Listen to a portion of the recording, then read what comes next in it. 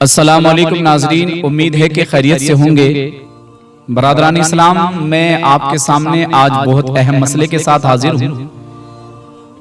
नाज़रीन, एक भाई का सवाल है कि सदक़े फितर की हकीकत क्या है, सदक़े फितर क्यों वाजिब है, क्यों देना चाहिए और देना चाहिए तो किसको देना चाहिए, अच्छा कब देना चाहिए, रमजान से पहले देना चाहिए या रमजान में देना चाहिए या रमजान के बाद देना चाहिए या ईद की नमाज से पहले देना चाहिए, वगैरह वगैरह। और उसी के साथ ये भी कहा गया है अगर सदक़े फितर नहीं दिया तो किसी ने कहा कि आपके रमजान के रोजे अल्लाह की बारगाह में कबूल नहीं होंगे। तो इन तमाम बातों में कितनी हकीकत है, क्या सच्चाई है, इस तमाम पर डिस्कस करने के लिए मैं आपके सामने हाजिर हूँ। इंशाअल्लाह मैं बहुत जल्द इस पर बातचीत करूंगा। आइए बिना किसी तमहीदी कलिमात के नाजरीन में डायरेक्टली अपनी बात को शुरू कर देता हूं। हमारे भाई का सवाल है कि सदक़े फितर क्यों दिया जाता है। सबसे पहली बात तो ये है, सदक़े फितर क्यों दिया जाता है। तो इसके लिए एक हदीस पाक सुन लीजिए। रसूल पाक सल्लल्लाहु तआला अलैहि वसल्लम इरशाद फरमाते हैं, हजरत अनस बिन मालिक रदियल्लाहु तबारक व तआला अन्हु से रिवायत है, हजरत अनस बिन मालिक फरमाते हैं कि अल्लाह के रसूल सल्लल्लाहु तआला अलैहि वसल्लम ने फरमाया, जब तुम माह रमजान से गुजरो तो फरमाया कि तुम सदक़े फितर दिया करो। और सदक़े फितर इसलिए दिया जाता, हजरत अनस फरमाते हैं कि अल्लाह के नबी ने फरमाया, जो लोग सदका नहीं देते, सदक़े फितर नहीं देते, अल्लाह तबारक व तआला उनकी इबादतों को, उनके रोजों को मुअल्लक कर देता है। मुअल्लक बोले तो मुअल्लक का मतलब है जमीन और आसमान के बीच में लटका दी जाती है। वो रोजे, वो इबादतें जो माह रमजान में की जाती हैं, वो सब की सब अल्लाह तबारक व तआला जमीन और आसमान के बीच में मुअल्लक कर देता है, यानी लटका देता है। फरमाया जब आप सदक़े फितर दे देते हो तो अल्लाह तबारक व तआला उस सदक़े की वजह से रमजान शरीफ में जो बेअदबी हुई, जाने अनजाने में जो रोजे छूटे या जो रोजों में खामियां हुई, जो कोताहियां हुई इबादतों में, तो अल्लाह तबारक व तआला इस सदक़े की वजह से उन तमाम खामियों को दूर फरमाकर आपकी उस इबादत को अपनी बारगाह में कबूल फरमा लेता है। सुभान अल्लाह। तो एक मसला तो हमारा ये वाज़ेह हुआ कि सदक़े फितर क्यों जरूरी है। सदक़े फितर इसलिए जरूरी है कि वो हमारी इबादत को अल्लाह की बारगाह में और अल्लाह की बारगाह तक पहुंचाने में हमारी हेल्प करता है, मदद करता है, जिसकी वजह से हमारी इबादत अल्लाह की बारगाह में मकबूल हो जाती है। जैसे कि हदीस पाक का मफ़हूम है, रसूल पाक ने फरमाया, जैसे मैंने अभी जिक्र किया कि हजरत अनस का बयान है कि अल्लाह जमीन और आसमान के बीच में लटका देता है। तो सदक़े फितर देने से वो बीच में लटकी हुई इबादत अल्लाह की बारगाह में कबूल हो जाती है। अब दूसरा सवाल है, क्या सदक़े फितर रमजान शरीफ से पहले दे सकते हैं या रमजान में दे सकते हैं या रमजान के बाद दे सकते हैं। तो इसमें देखो, मेरा अपना जहन तो ये है, मेरी राय तो ये है, मैं अपनी बात कर रहा हूं, मेरा जहन ये है कि सदक़े फितर रमजान शरीफ से पहले दें तब भी कोई हरज नहीं है, लेकिन रमजानुल मुबारक के पहले अशरे में, शुरू के ही चंद दिनों में रमजान शरीफ में वो सदक़े फितर दे दिया जाए और उन लोगों तक पहुंचा दिया जाए सही माना में जिनका वो हक है। उसका एक फायदा उसका ये है कि अगर वक्त से पहले जरूरत से पहले वो चीज जिसकी बंदे को जरूरत है उस तक पहुंच जाए तो वो अपना हाथ फैलाने की या दूसरे का दरवाजा बजाने की जरूरत नहीं करेगा। जैसे कि दौरे हाजिर में आप देख रहे हैं, मस्जिदों के सामने लाइन लगी रहती है, जहां देखो वहां बुर्के वाली खातून, जहां देखो वहां दाढ़ी टोपी वाले लोग।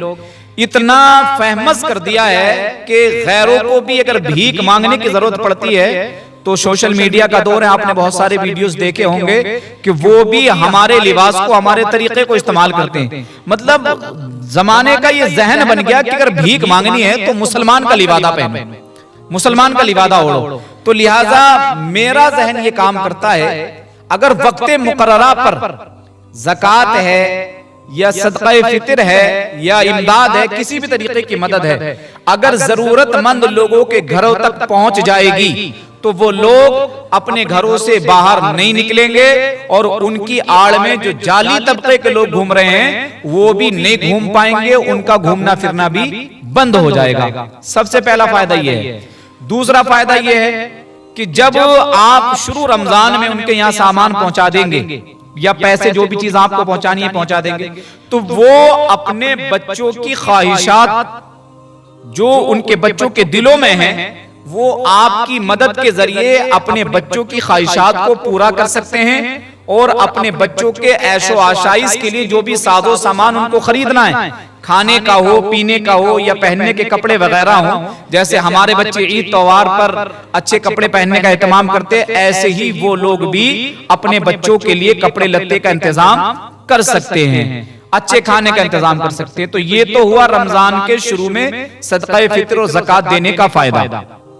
अब रहा सवाल आखिरी अय्याम में, आखिरी अय्याम में भी दे दें आप, बिल्कुल बिला कराइए, जायज़ है, कोई मसला नहीं है।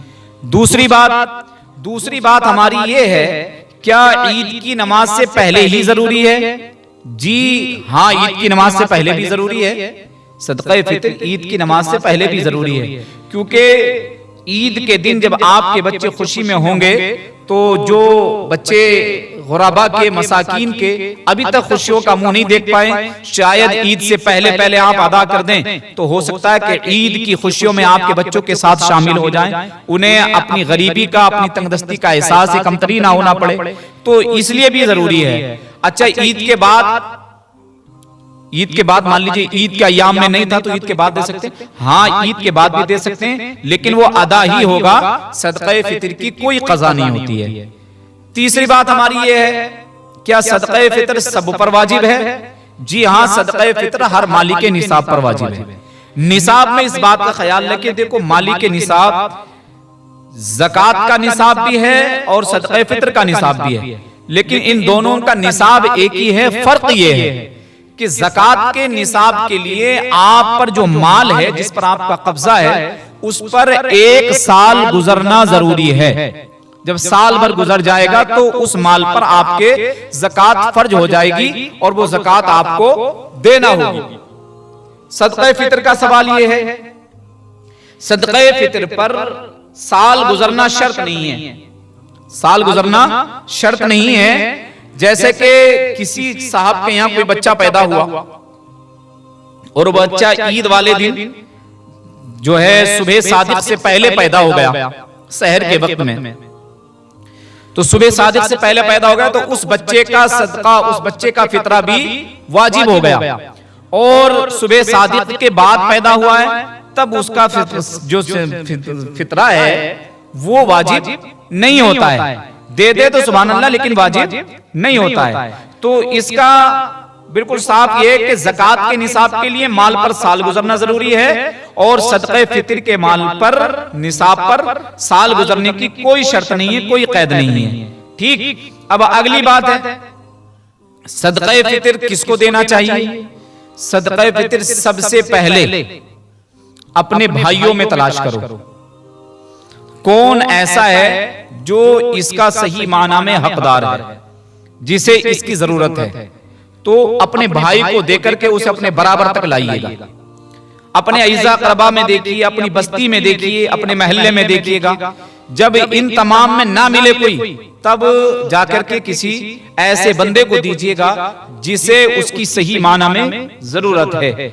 या मिसाल के तौर पर मदरसों में दे दीजिएगा, सुभान अल्लाह, मदरसों में देंगे तो और सुभान अल्लाह। जैसे मदरसों का हाल आप देख रहे हैं, मुझे कभी कभी बड़ा अफसोस होता, हमारे उलमा कभी भी आप इनकी खुददारी देखिएगा, कभी अपने पेट के लिए नहीं मांगते, ये मदरसे के लिए मांगते हैं, मदरसे के तलबा के फ्यूचर और उनका मुस्तकबिल बनाने के लिए, रसूलुल्लाह के दीन की रहबरी और रहनुमाई के लिए मांगते हैं। मैंने बड़े बड़े अच्छे आलिमों को दरवाजों पर, मस्जिदों के जहां लोग अपनी चप्पलें जूतियां उतारते हैं, उनको बैठ करके सवाल करते हुए देखा है। लेकिन किस लिए? उन्होंने कभी अपनी औलाद के लिए, अपनी जात के लिए नहीं किया, उन्होंने आपके बच्चों के मुस्तकबिल और आपके फ्यूचर के लिए किया है। लेकिन आप हैं कि आप उनको 10-10 रुपए डालते हुए भी हकारत की नजरों से देखते हो, जबकि वो अपने लिए नहीं कर रहे हैं, वो अल्लाह के रसूल के दीन के लिए कर रहे हैं। लिहाजा इस बात पर भी खास नजर फरमाए, अपने मदरसों में खास करके ताउन फरमाए, अपने सदका फितर को मदरसों में लगाइएगा।